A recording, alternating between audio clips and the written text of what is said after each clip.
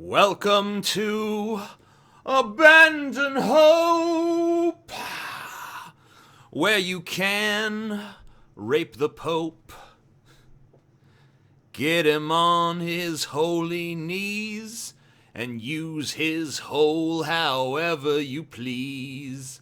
Oh, Pope Francis, gonna rape your ass. Amazing Atheist sings about raping the Pope because he has no class. Who doesn't want to rape that? Come on.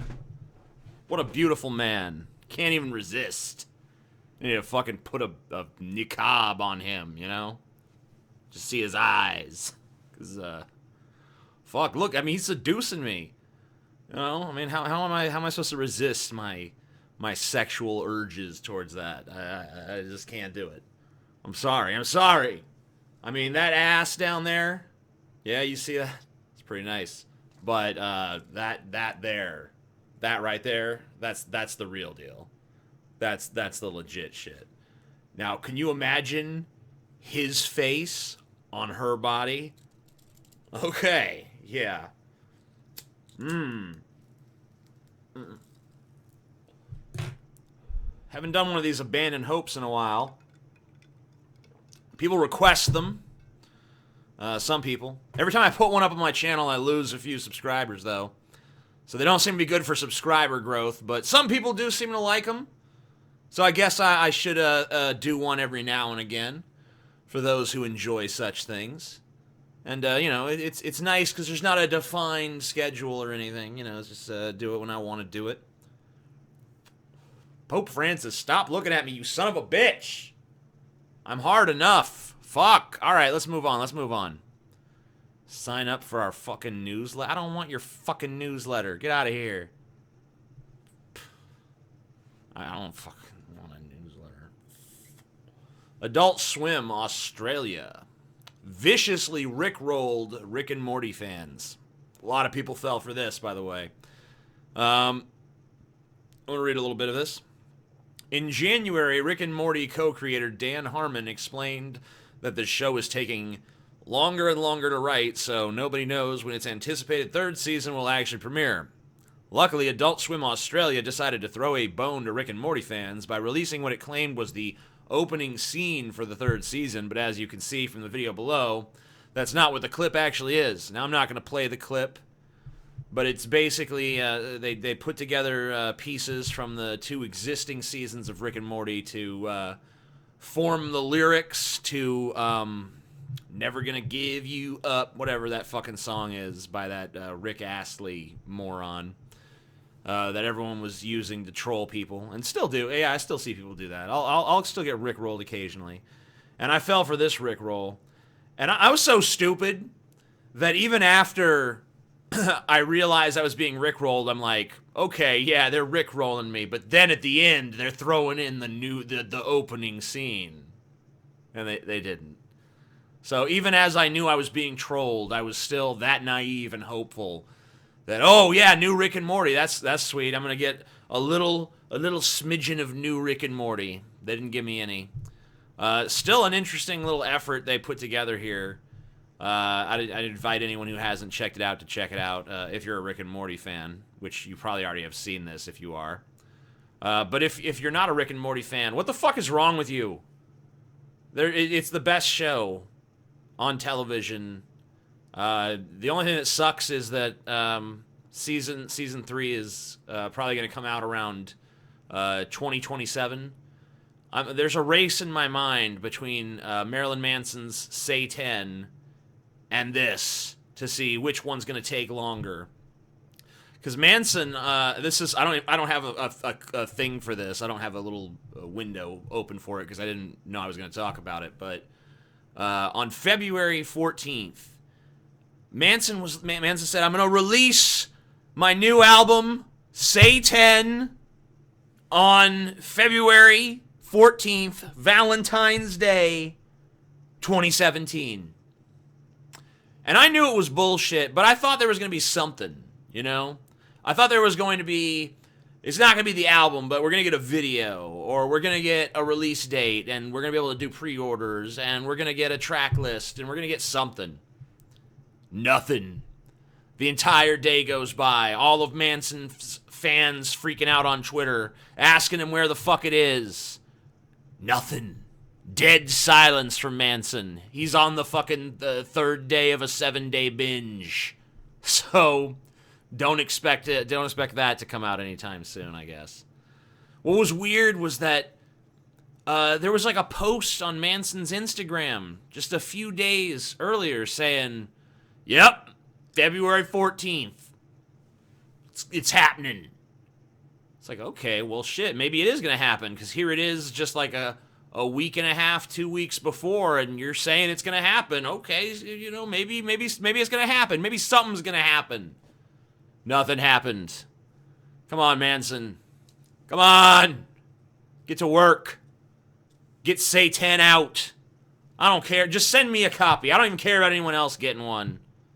And Rick and Morty Season 3, people. Send me Season 3. I don't give a shit. Just send me the storyboards and the scripts. I'll make it up in my mind. I got a good imagination. Fuck. Waiting for distractions. What an interesting world we live in. It's one of the reasons why I've abandoned hope, everybody. Abandon hope! We live in an age of fucking perpetual distraction, to the point where we hotly anticipate, oh shit, Rick and Morty fucking Season 3! A series of things that take my mind off of my shitty life for 20 minutes at a time. Yeah! Ha ha! Oh, what a sad species. What a sad fucking species we are. Don't say I'm projecting. Don't say it's just me. I ain't the only one watching Rick and Morty. I ain't the only one listening to fucking Marilyn Manson. I'm not the only one listening to any music or watching any TV show. It's just distraction. Just like, yeah, I can't handle fucking this whole life and existence thing anymore. Please give me something else. Okay, this little world that you've created with this sociopathic fucking scientist and his fucking sort of like, oh, I don't know, grandson. More compelling than the reality I actually live in. So thank you so much for that, creators of Rick and Morty.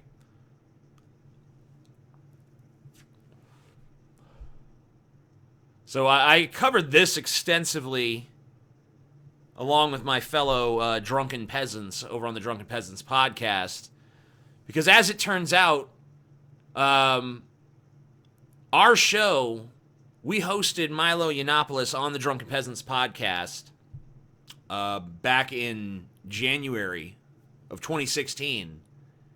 And then, lo and behold, a year later, some shit that he said on our show is, boom, it's the most controversial thing ever. I urge everyone to go check out episode 193 of the Drunken Peasants, and also to check out episode 330 of the Drunken Peasants. 193 is the episode that Milo was on, so that you can see the full context of what he said. And episode 330 is the episode where we are reacting to this media firestorm that has swept Milo up, that started on our show quietly and unassumingly.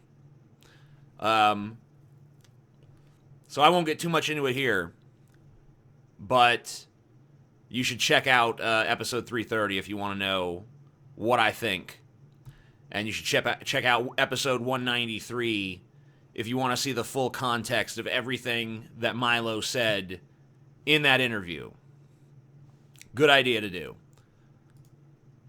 Now, this next story I'm going to open with this little exchange on Twitter between Philip DeFranco, who last I checked has unblocked me. Thanks, Phil.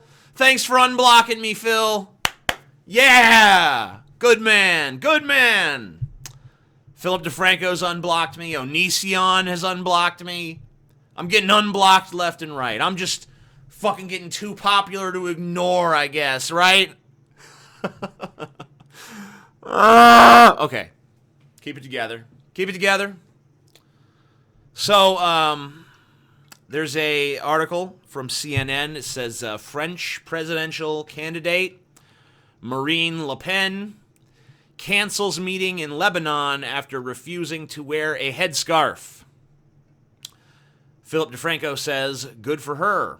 If I was a woman, I would refuse as well. Women aren't second-class citizens.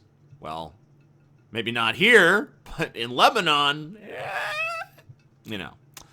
So, Ian, who I don't know who that is, whatever. I don't know who either of these people are that follow Philip DeFranco. So I don't condemn them. I don't endorse them, whatever.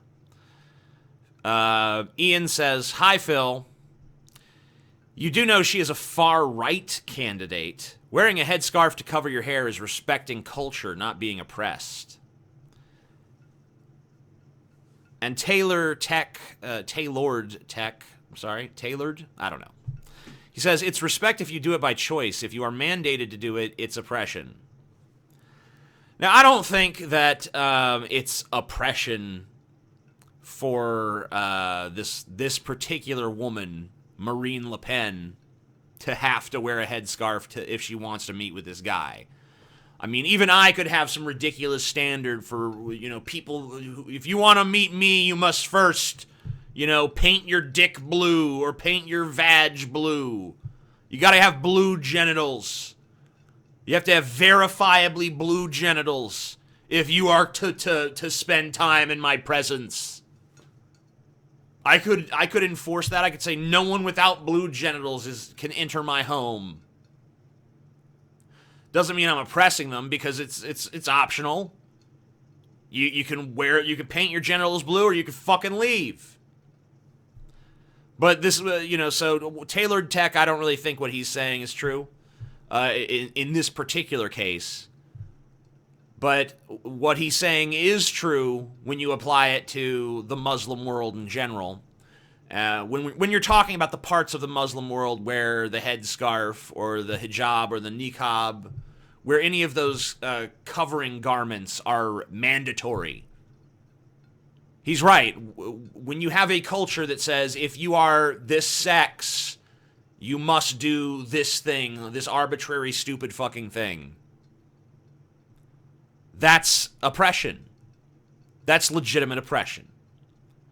So I think Tailored Tech is 90% right with his comment. Don't think he's right when he applies that to this particular situation. Individuals with Marine Le Pen doesn't count.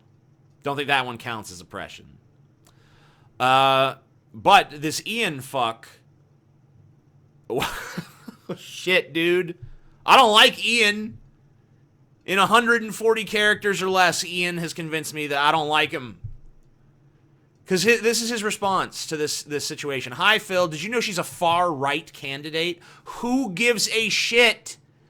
Why? Who gives a fuck what her affiliation is? It's like, hey, I agree with what this person's doing. Oh, well, did you know they also believe this? Who gives a shit? We're talking about this other thing. We're talking about whether or not it was a badass move for her to say, fuck your veil, I ain't wearing it. Or whether it was a bitch move to be like, I'm not wearing the veil. The conclusion I would draw is that it's a bitch move to try to make someone wear a veil to fucking speak to you. Because I'm this great religious leader. You gotta wear the veil if you want to talk to me. Well, what if you're not? I don't practice your fucking religion. I don't believe in your religion.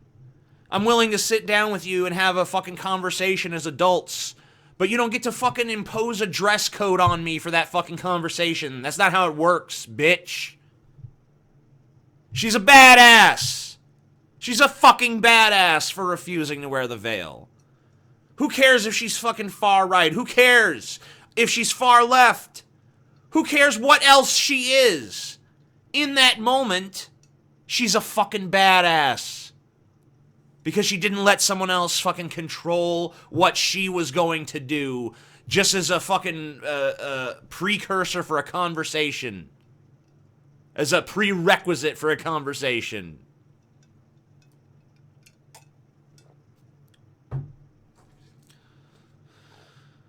And then he says, wearing a headscarf to cover your hair is respecting culture, not being oppressed. Respecting a culture is just that. You don't have to emulate something to respect it. Okay? I can respect someone's home and not respect their beliefs.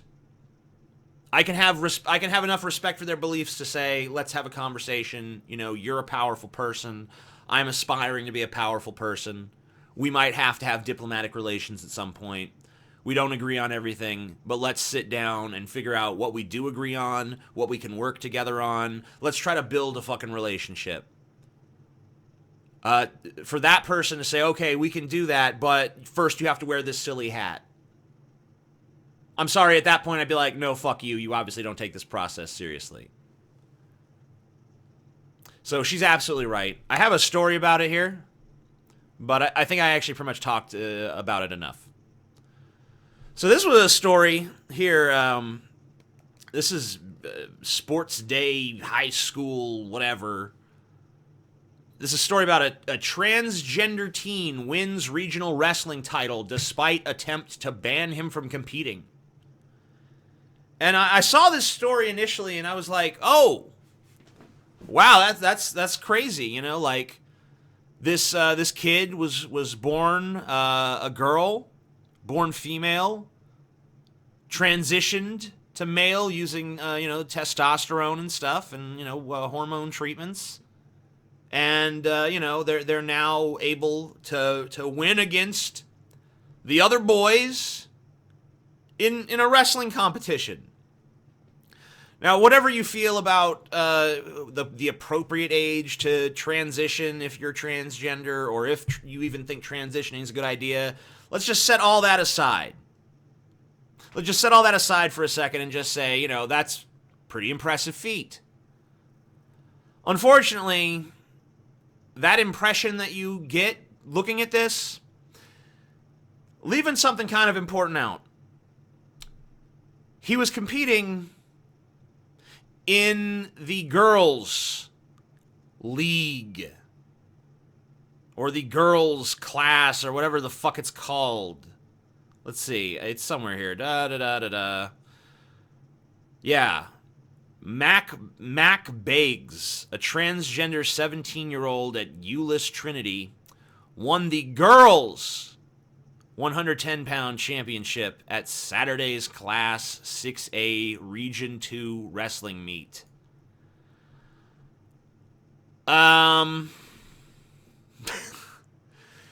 If you're gonna say, I'm a boy, and you're gonna take testosterone so that your body is chemically more like a male body, and you're gonna do all these things. This person looks like they've had the top surgery. Either that, or they're wearing a really compacting sports bra. This is just fucking insane. Because I've seen the reverse. When a man transitions to be a woman, they compete in women's sports, and the argument's been made, that's not fair. It's not fair because they have a greater upper body strength, because even if they feel they're a woman, identify as a woman, inside they're a woman, whatever, outside, a lot of their body is still configured like a male body, so they have an upper strength advantage. There was an MMA fighter who was transgender who was just dominating all of the cis women in the fucking sport. And people were saying, anyone who fucking even questioned that, you're transphobic. But now we have a female-to-male transgender teenager that still gets to compete with the girls. I hate double standards. if there's anything that pisses me off and triggers me, it's double standards. There needs to be a fucking decision made where transgender people who are also athletes, they either need to compete against the gender they transitioned from or the gender they transitioned to. It needs to be one or the other. You can't have, oh, well, with this, it's this way, with this, it's that way. And it's always, I just magically and coincidentally, whatever's going to give transgender people the advantage. Because if you're born a boy and then you transition to a female, you're still going to have a lot of that upper body strength that men have, because you developed that musculature. So of course you're going to be better at MMA than the cis women. And if you're a fucking female to male transgender person and you're on testosterone and shit, of course you're going to have an unfair advantage over the girls. You know, if you're going to be a boy, go fucking wrestle the boys. Go wrestle them. Whatever. I mean, it's kind of a weird issue because there's probably not really enough transgender people who also happen to be athletes for it to really become a big issue. Maybe I'm wrong on that. We'll see. It's kind of an interesting little thing that's going on. And I noticed that both those times it disadvantages girls, by the way. It disadvantages cis female athletes. Because they could either be getting beat up by transgender men who are, still have that male upper body strength, or they could be getting beat up by transgender men who have the testosterone and stuff, or they could be getting beat up by transgender girls who were born boys and have that upper body strength still. So it's like, either way, it's just trannies everywhere. Fucking making your girls' sports team look fucking like nothing. I read another story. This is another one I didn't pull up. But I read another story about a female WNBA player who left the WNBA because she was being mocked and insulted and discriminated against because of her heterosexuality. Because most of the players in the WNBA are lesbians. I love this weird intersection of LGBTQ and sports. A lot of really strange, interesting stuff happens when those two things start to intersect. Very interesting. Always want to keep my eye on that. This is another story. Band's enema performance leaves fundraiser crowd and bar owner in disbelief. Look at this nice little place here. So rustic and just, kind of minimalist and charming. Like old minimalist. This is what they're saying here.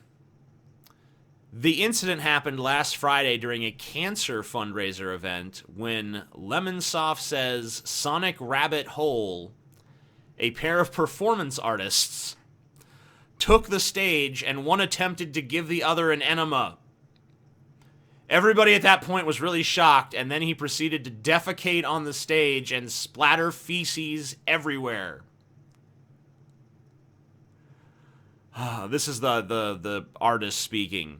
This is my art. When I get an idea, I don't compromise my idea. I do it whether it's a cancer benefit or where we could get away with it or whatever, Michael Clemens of Sonic Rabbit Hole said. This is my art. This is my fucking art.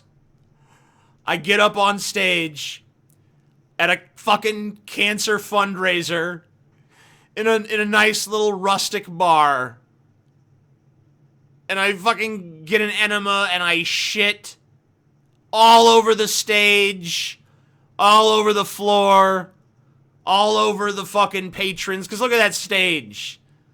If that shit was really spattering everywhere, people got shit on their shoes. People got shit in their hair, in their mouths, in their eyes. There was just shit. It was on the ceiling, for fuck's sake. I see this picture, I just imagine this place decked from fucking ceiling to wall with shit. There probably wasn't that much, but you know. What is this? Who's calling me? Fuck off. I don't have time. I'm abandoning hope right now.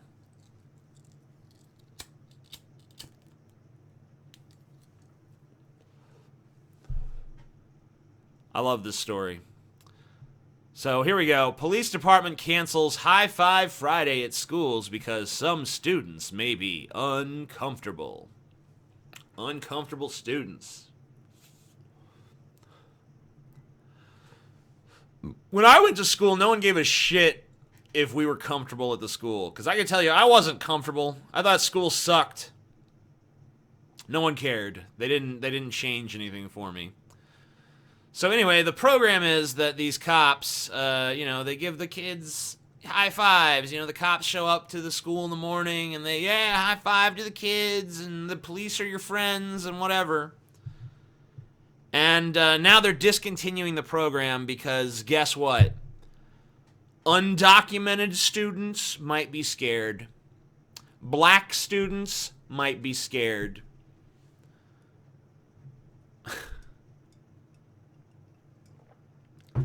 Who gives a shit if the fucking undocumented kids and the black kids are scared of the cops? That's something they're gonna have to deal with in the real world, you know? There's cops. They go around. They enforce laws. What is this? What is so fucking important? Hello?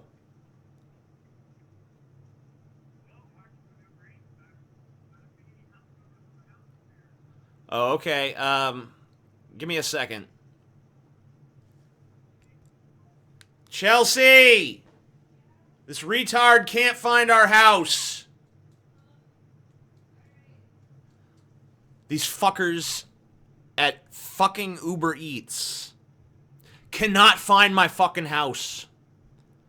I swear to fucking God, there's numbers everywhere. Okay, there's numbers everywhere. My address is in 3 fucking different places on the front of my damn house. And somehow, these fucking idiots can't find one of them. They're just fucking number blind. Whatever, first world problems. But at least it's a better problem than, I'm scared of the police coming to my school to give me a high five. What do you think? What's going to happen? The police are going to see a little Mexican kid, tackle him in the ground, and be like, where's your fucking papers, bitch?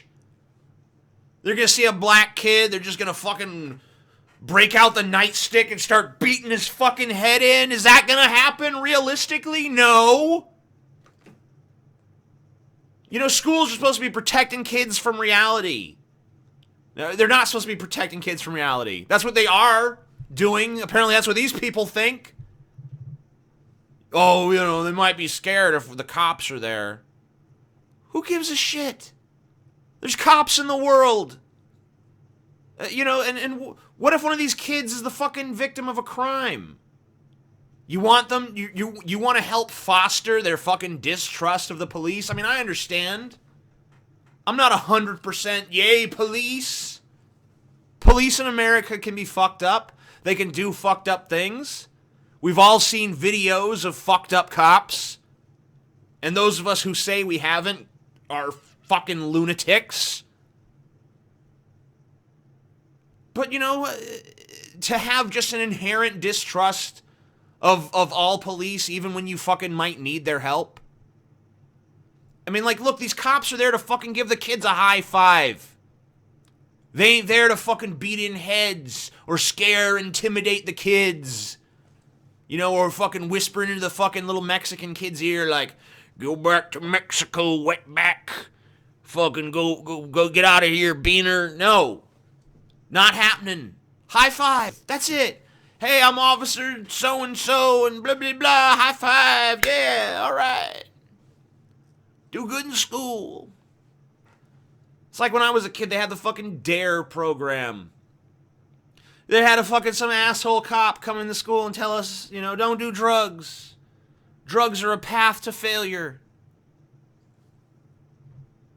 You do drugs, you're fucking down, you're down shit creek without a paddle.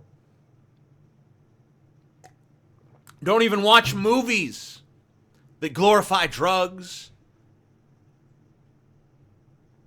You know what we did? Drugs. Well, not right then, because we were young, but later on in life, we did drugs anyway. We didn't give a shit about the cop. We didn't give it. You know what? DARE was a nice little fun distraction from the regular routine of school. And yeah, there was a cop, and maybe he was a little intimidating. Who gives a shit? Who gives a shit? There's cops in the world. You actually have to deal with police sometimes in life. Usually they're not there to give you a fucking high five. Okay? Maybe that's a good reason to get rid of this program, because usually when you fucking see a cop, he's not there for your high five. He's there to write you a fucking ticket or some nonsense. So maybe it should be gotten rid of on that basis. Maybe instead they should just have a cop that stands out in front of the school and lets the kids know, one of these days I'm gonna fucking write you a speeding ticket and you're gonna hate my fucking guts. Do good in school. The better your car is, the more we fucking ticket you.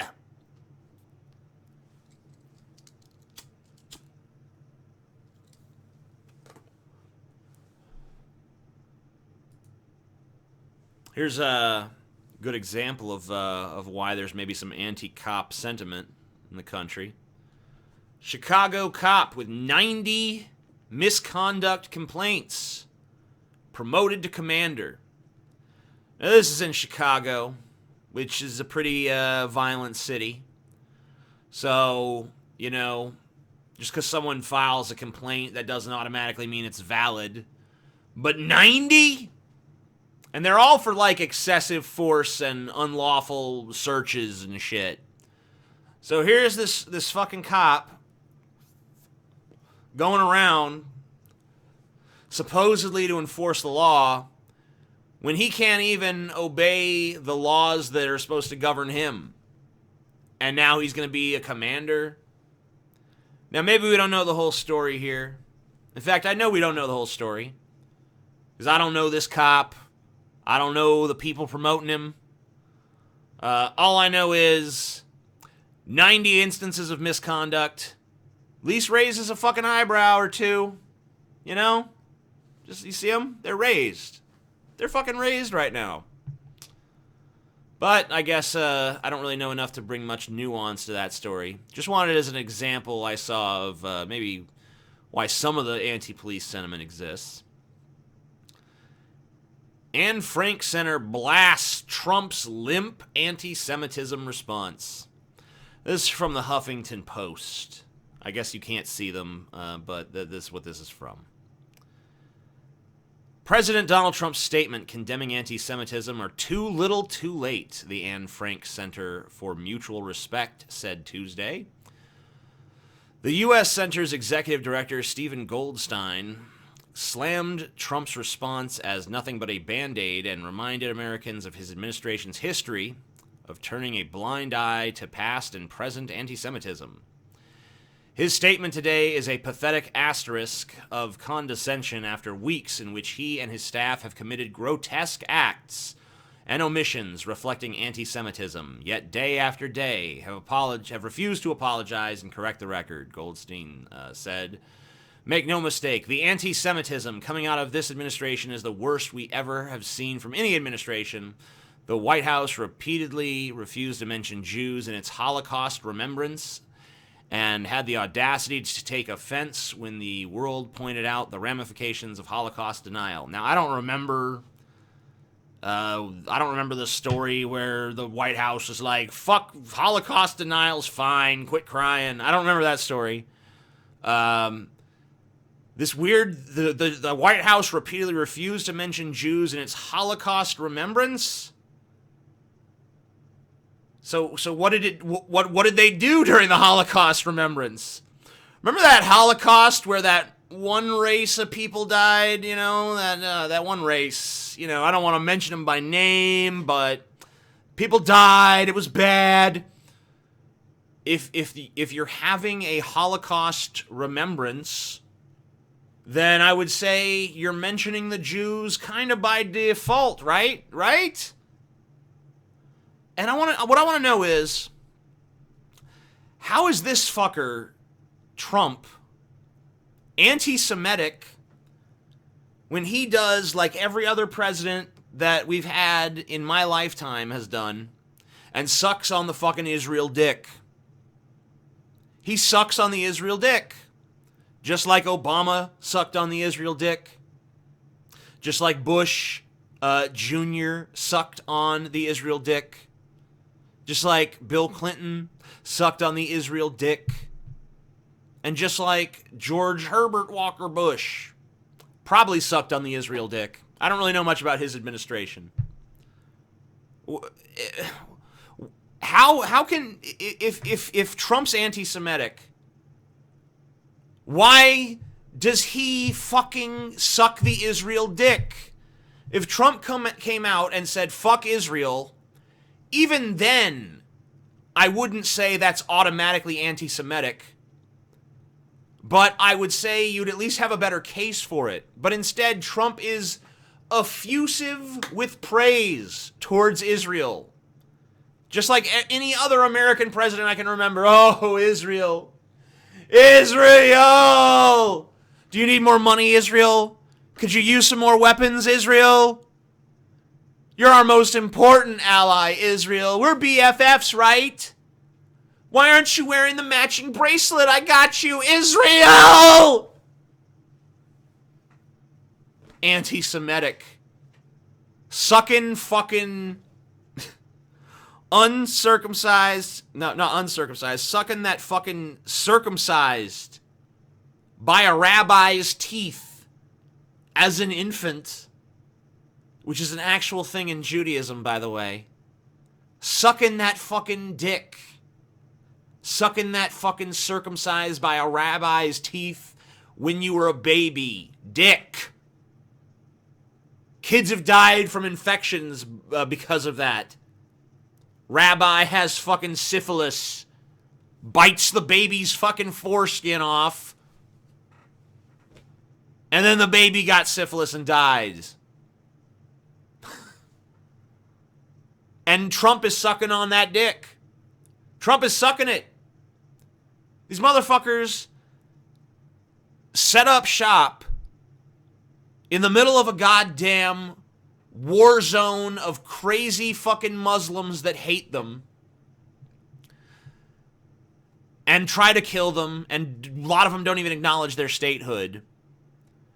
And it's constantly our fucking job to make sure that they got the money to do it. Gotta make sure Israel's got the money. Gotta make sure Israel's got the weapons. Are they just our little stick in the hornet's nest? Please direct your attention to this. Yes. Here you go, Muslim world. We just want to poke you with this Israel bullshit a little more. Please fly more planes into our buildings. We love it.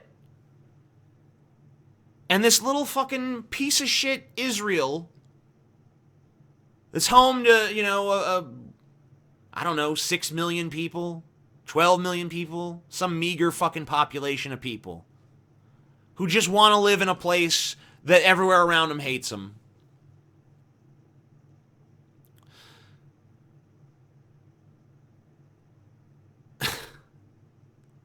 What would you move into a neighborhood full of people that hate you? And some of them want you dead, and they're like attacking you, and they're throwing bottles at your house, and they're fucking setting fires on your lawn, and they're smashing your car in the middle of the night. Would you want to live there? Well, that's what fucking Israel's doing. That's what it is.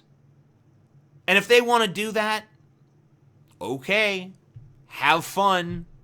Why do we have to foot so much of the bill for it? I don't think that's anti-Semitic to ask that question. Why do we have to foot this bill? And the answer, usually it boils down to some religious bullshit. Well, according to the Bible, this is our land. Who gives a fuck what the stupid fucking Bible says? I don't give a fuck. I don't base decisions on that. Our country shouldn't base decisions on that. Helping Israel does not help us. But Trump sucks the Israel dick, so it's impossible for me to buy him as this big fucking anti-Semite who hates Israel. Yeah. So, speaking of Trump, got some hairstyles here. This is Trump. Number one is his current hairstyle. And there's some proposed other hairstyles here. And my favorite is number 6. I've said this on the Drunken Peasants. I think it makes him look Lex Luthor-esque. And I don't know, he looks more thoughtful and contemplative, does he not? Like, with his normal hair, he just looks like the doofus he is. With that second hair, I mean, I don't know. He looks like an ugly Greg Kinnear to me there. The fucking 3 and 4 just are not age appropriate, and 5 is like just nearly as hideous as what he's got now. 6 works for me, but what do you guys think? Let me know. It's very important that you let me know which which Trump hairstyle you prefer. See, I really do. I have that association in my mind between Bush and Trump.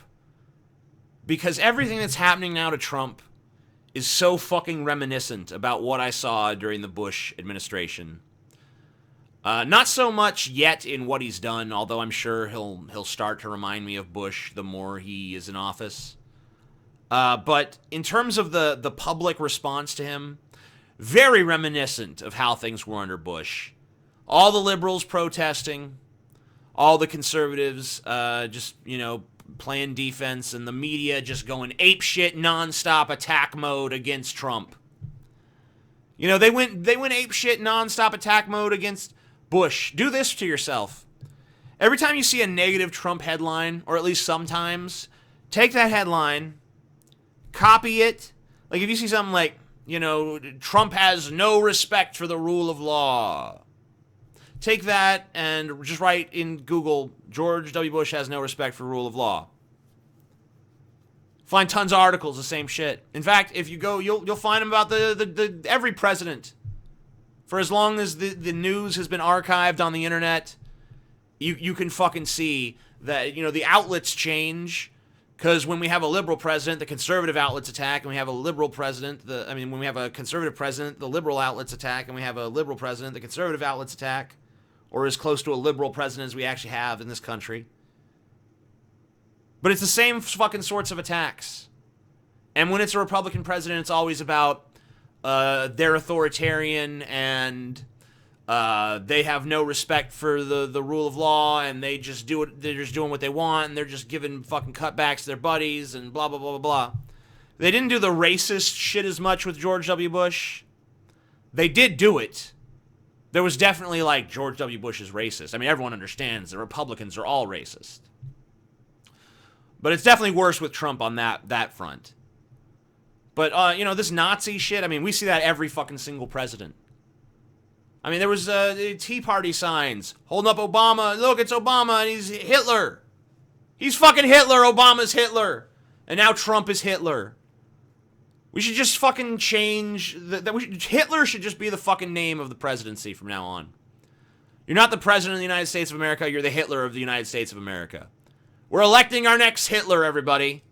We need to put careful weight into this. We need to figure out which of these candidates is the most Hitler-esque.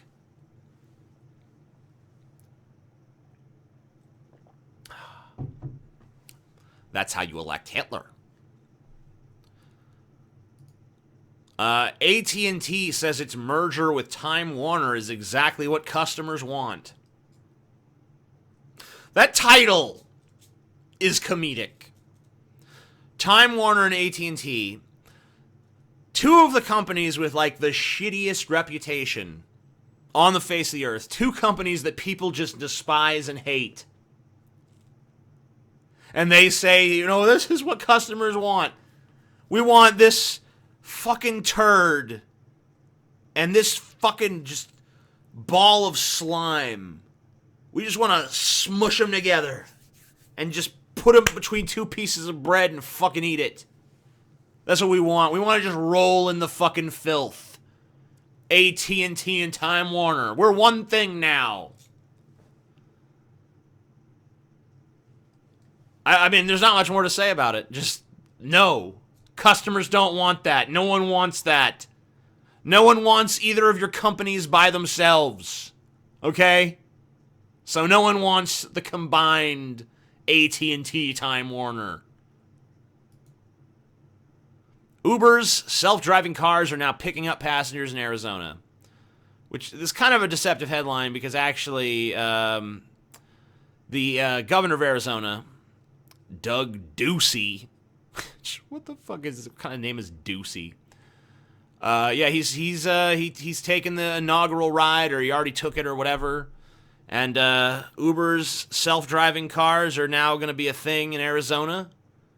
You know, and it's weird because every time I talk to people about self-driving cars, I always get people telling me that's never going to happen. And yet, it's like literally already happening before your eyes.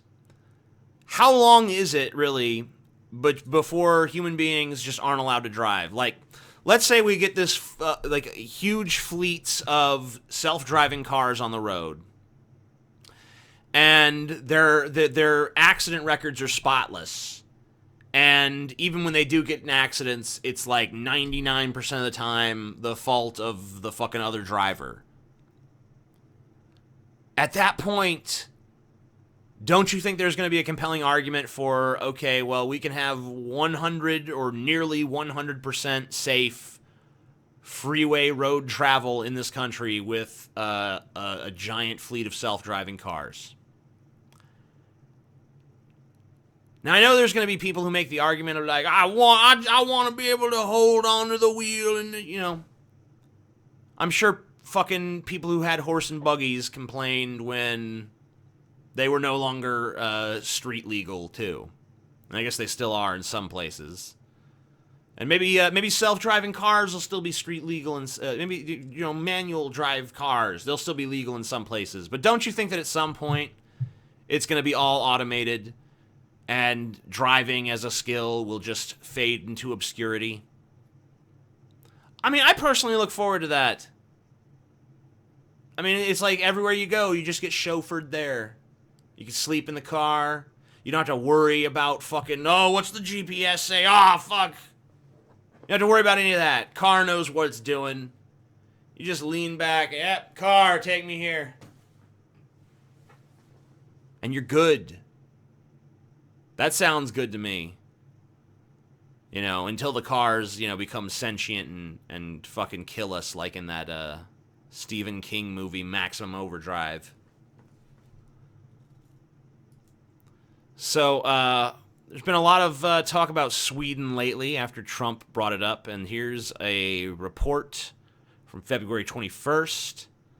Riots break out in Sweden following drug-related arrest. Someone in Sweden was arrested for being a drug dealer, and a bunch of people that were in the area protested this arrest. They burned 10 cars. They injured one police officer with a rock, and apparently another police officer was threatened enough that they did discharge their weapon. They didn't hit anybody, but they did fire at somebody. It was not a warning shot, as some media outlets have reported. It was a shot designed to actually hit someone. Didn't manage to hit them. I guess it probably scared them off because there was no second shot fired. So people who think that everything in Sweden is just hunky-dory and fine, this is you don't hear about you hear about crime in America. You don't really hear about people burning 10 cars to protect a drug dealer. And this is, of course, in an area with high refugee population. And we've heard statistics that Sweden's crime hasn't increased since bringing in refugees. We've also heard reports that it has. And we know that there's disproportionate crime from refugees. And there's disproportionate gang activity from refugees. I can't find an article that actually identifies this drug dealer. So I don't know if this was a refugee incident or this was a just Swedish, natural-born Swedish person incident. But it's interesting. We're faced with a choice here in America about refugees.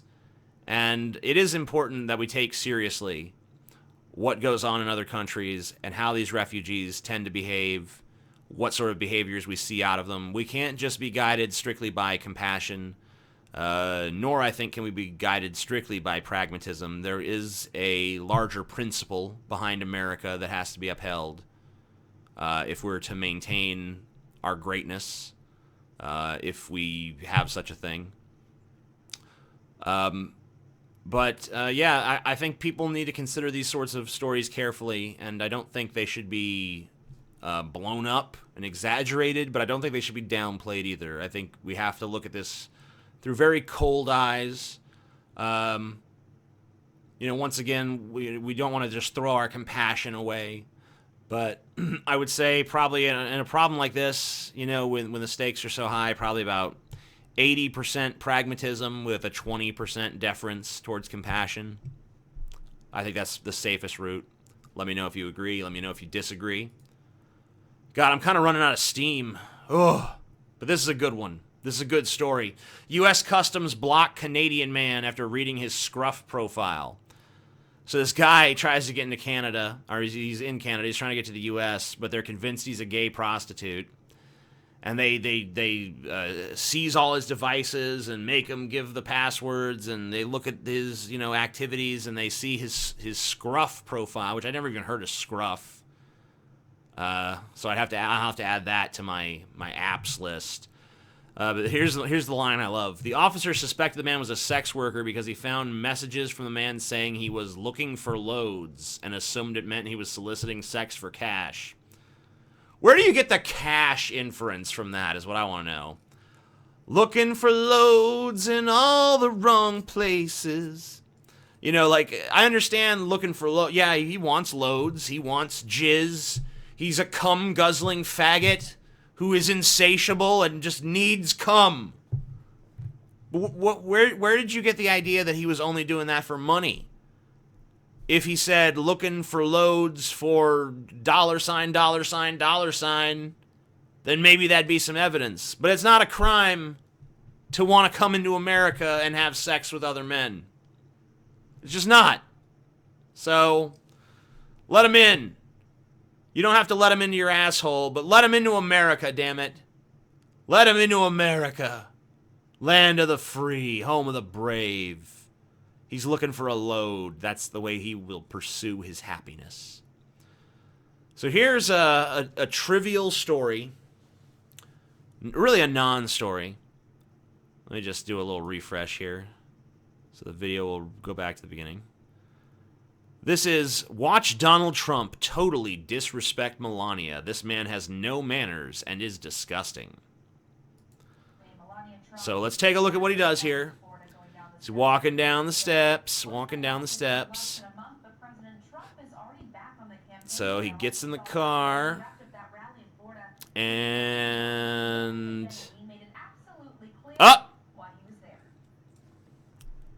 So he didn't hold the door open for his woman, and he wouldn't even scoot over for her. Wouldn't even scoot over for her. What a piece of shit, ladies and gentlemen. What a scumbag. You know, if he had held the door open for her, I'm sure the story would be, look at the way that Trump disrespects Melania by acting as if she can't even open her own door. He holds to these old ideals of chivalry, which are just a form of benevolent sexism. But no, he didn't hold the door open for her, so instead he's a sexist pig because, can you believe him? He doesn't have an ounce of chivalry in his being. No class. Not a classy president. I sympathize with Trump to an extent. I really do. You know, I'm not saying the guy is flawless. In fact, I think he's pretty deeply flawed in many respects. But the level of stupid, retarded scrutiny that he's under, to the point where him and his fucking wife can't get into a car without people scrutinizing their interpersonal relationship based on it. You know, maybe he couldn't scoot over. Maybe maybe it was one of those things where there's two seats and they're just seat, empty space, seat. We don't know what the fucking configuration of the back of that car is like. And maybe he was an asshole. Maybe he's an asshole in general. Who gives a shit? You know, him being a jerk to his wife and not holding the door open or not scooting over or whatever the fuck thing you've decided is against decorum. Even if that makes him an asshole, that doesn't make him a bad president. Now, other things he's done, his policies, maybe some of those make him a bad president in your eyes. Maybe some of them make him a good president in your eyes. I don't know. Depends on who you are watching this right now. But do we really need to sit and pick apart stupid shit like this? Can we stop giving this shit any fucking attention? Like, and sharing it all over Twitter as if it means something and talking about what a scumbag, what a classless piece of shit. I mean, there's plenty of meat on the Trump bone that you don't have to. This is like cracking the bone open and licking the marrow out. You know? You don't need to do that. You're not that hungry for fucking things to talk about when it comes to Trump. Okay? Last story. Long-winded speech could be an early sign of Alzheimer's disease, says study. Well, shit. I've been talking for I don't even know how long. So apparently, I'm a fucking good candidate for Alzheimer's disease. I'd better stop before it goes too long. Thank you guys for watching Abandon Hope, where once again we butt rape the Pope. Pope Francis, bend over and take it in the ass. You know that you want it. This opportunity you must not pass. All right, everybody. Have a good one. I appreciate you watching.